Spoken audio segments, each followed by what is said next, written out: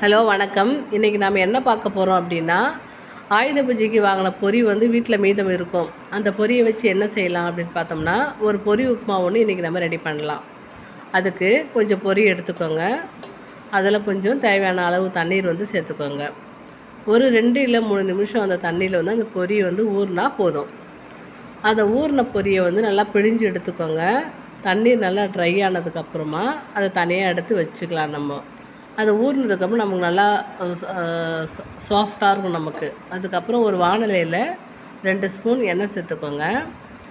எண்ணெய் நல்லா காஞ்சதுக்கப்புறமா கொஞ்சம் கடுகு சேர்த்துக்கோங்க. கடுகு நல்லா பொரியணும். அதுக்கு தேவையான பொருட்கள் வந்து ஒரு பெரிய வெங்காயம் 1, ஒரு தக்காளி, சீரகம் சேர்த்துக்கோங்க.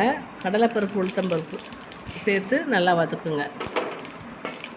கடலைப்பருப்பு கொஞ்சம் பொன்னிறமாக வந்ததுக்கப்புறமா பெருங்காயத்தூள் கொஞ்சம் சேர்த்துக்கோங்க. பெருங்காயத்தூள் வந்து டைஜஷனுக்காக. அப்புறம் ஒரு வெங்காயம் சேர்த்து நல்லா வதக்குங்க. வெங்காயம் வந்து நமக்கு பொன்னிறமாக வந்ததுக்கப்புறமா ஒரு கருவேப்பிலை, பச்சை மிளகாய் சேர்த்துக்கோங்க. பச்சை மிளகாய் சேர்த்து நல்லா வதக்குங்க. அப்புறம் ஒரு தக்காளி, சிறிய தக்காளி 1 சேர்த்து நல்லா வதக்குங்க.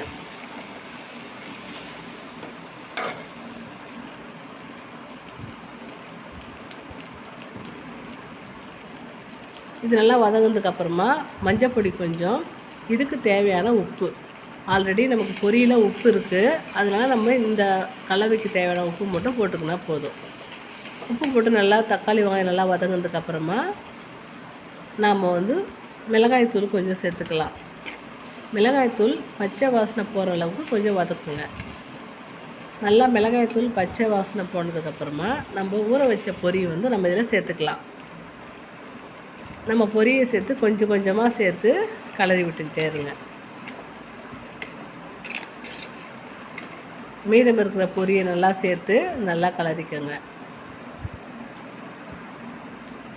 இதில் தேவைப்பட்டால் நம்ம 2 முட்டை கூட ஆட் பண்ணிக்கலாம். நான் இன்றைக்கி முட்டை இல்லாமல் தான் பண்ணியிருக்கேன். முட்டையும் சேர்த்து பண்ணலாம், அது இன்னும் நல்லா சுவையை கொடுக்கும். சுவையான பொரி உப்புமா ரெடி. நீங்கள் ட்ரை பண்ணி பாருங்கள். தேங்க்யூ.